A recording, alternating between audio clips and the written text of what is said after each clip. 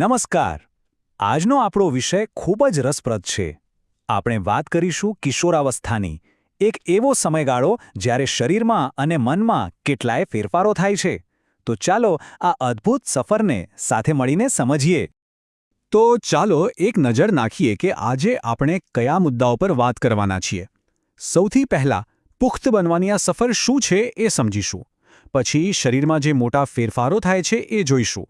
આ ફેરફારો પાછળનું કારણ શું છે, એટલે કે આપણા શરીરના કેમિકલ મેસેન્જર્સ વિશે જાણીશું. એ પછી પ્રજનનની શરૂઆત અને છેલ્લે આ સમયમાં કેવી રીતે સ્વસ્થ રહી શકાય એના પર ચર્ચા કરીશું.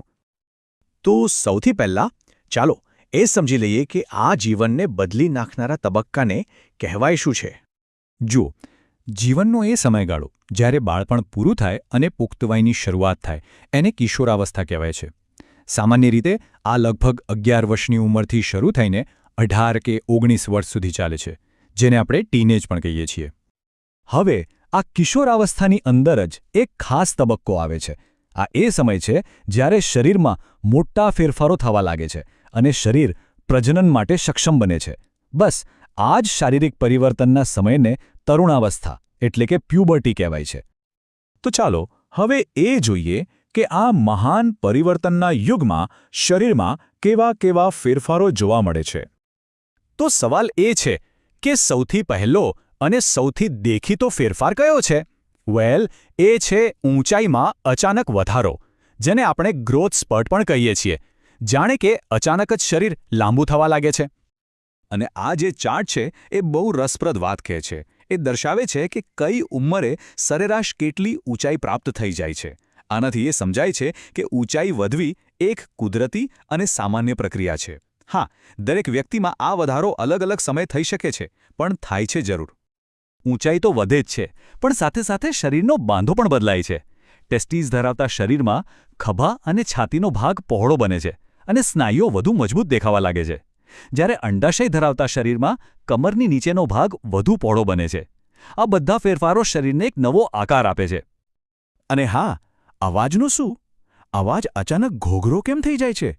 એનું કારણ છે આ સ્વરપેટી. તરુણાવસ્થામાં આ સ્વરપેટી, જેને લેરિંગ્સ પણ કહેવાય, એ મોટી થવા લાગે છે.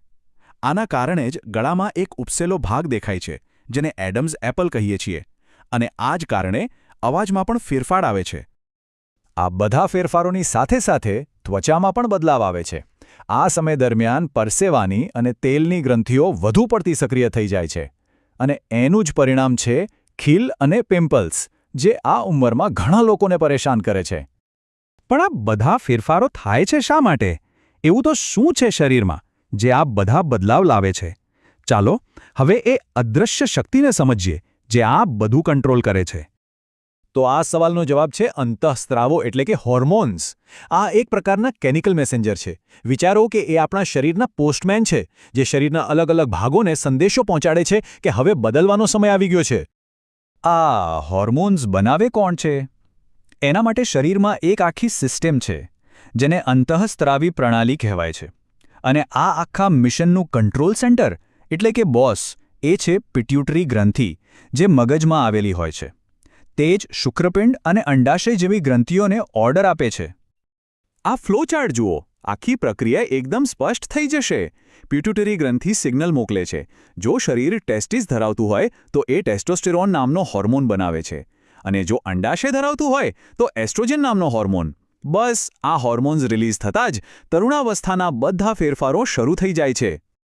તો આ બધા હોર્મોનલ ફેરફારોનું અંતિમ પરિણામ શું? મુખ્ય હેતુ શું? એ છે પ્રજનન માટે શરીરને તૈયાર કરવું. આ તરુણાવસ્થાનું સૌથી મોટું અને મહત્વનું પરિણામ છે. અંડાશય ધરાવતા શરીરમાં આ પ્રજનન પરિપક્વતાની શરૂઆત માસિક ચક્રથી થાય છે. સૌથી પહેલાં અંડાશયમાંથી એક પરિપક્વ અંડકોષ છૂટો પડે છે. પછી ગર્ભાશયની દિવાલ એ અંડકોષને સ્વીકારવા માટે જાડી બને છે. જો આ અંડકોષનું ફલન ન થાય તો ગર્ભાશયની એ જાડી દિવાલ તૂટી જાય છે અને આ તૂટેલી દિવાલ રક્તસ્રાવના રૂપમાં શરીરમાંથી બહાર નીકળે છે, જેને માસિક સ્રાવ કહેવાય છે. અને આ પ્રજનન પ્રક્રિયા એ પણ નક્કી કરે છે કે આવનાર બાળકનું જૈવિક લિંગ શું હશે. જુઓ, અંડકોષમાં હંમેશા એક્સ રંગસૂત્ર જ હોય છે. હવે જો શુક્રાણુમાંથી પણ એક્સ રંગસૂત્ર આવે તો XX મળીને છોકરી બને છે, અને જો શુક્રાણુમાંથી વાય રંગસૂત્ર આવે તો XY મળીને છોકરો બને છે. એટલે કે બાળકનું લિંગ શુક્રાણુ પર આધાર રાખે છે. સારું, આપણે આ બધા શારીરિક ફેરફારો વિશે તો જાણ્યું. આ જાણકારી આપણને મજબૂત બનાવે છે. પણ હવે સવાલ એ છે કે આ નવા અને પડકારજનક સમયમાં પોતાનું ધ્યાન કેવી રીતે રાખવું? ચાલો હવે એના પર વાત કરીએ. આ ઉંમરમાં શરીરનો વિકાસ ખૂબ જ ઝડપથી થાય છે, જાણે કે કોઈ બિલ્ડિંગનું બાંધકામ ચાલી રહ્યું હોય. અને આ બાંધકામ માટે સારા ઈંધણની જરૂર પડે છે. આ ઈંધણ એટલે કે સંતુલિત આહાર, જેમાં ઊર્જા માટે કાર્બોહાઈડ્રેટ્સ, વિકાસ માટે પ્રોટીન અને જરૂરી વિટામિન્સ અને ખનિજ હોય એ ખૂબ જ જરૂરી છે. ખાસ કરીને લોહી બનાવવા માટે આયનથી ભરપૂર ખોરાક લેવો જોઈએ. સારા ખોરાકની સાથે સાથે બીજી કેટલીક બાબતોનું ધ્યાન રાખવું પણ એટલું જ જરૂરી છે, જેમ કે વ્યક્તિગત સ્વચ્છતા. રોજ ઓછામાં ઓછું એકવાર સ્નાન કરવું જોઈએ. શારીરિક કસરત પણ ખૂબ જ મહત્વની છે. ચાલવું, દોડવું, રમવું, આ બધું શરીરને ફિટ રાખે છે. અને સૌથી અગત્યની વાત, કોઈપણ પ્રકારના નશીલા પદાર્થોથી દૂર રહેવું, કારણ કે એ સ્વાસ્થ્ય અને ખુશી બંનેને બરબાદ કરી દે છે. અંતે આપણે એ સમજવું પડશે કે સ્વાસ્થ્યનો અર્થ ફક્ત શારીરિક રીતે તંદુરસ્ત હોવું એ નથી. જેમ કે અહીં કહ્યું છે, વ્યક્તિનું સ્વાસ્થ્ય એટલે એની શારીરિક અને માનસિક બંને રીતે તંદુરસ્ત હોવું.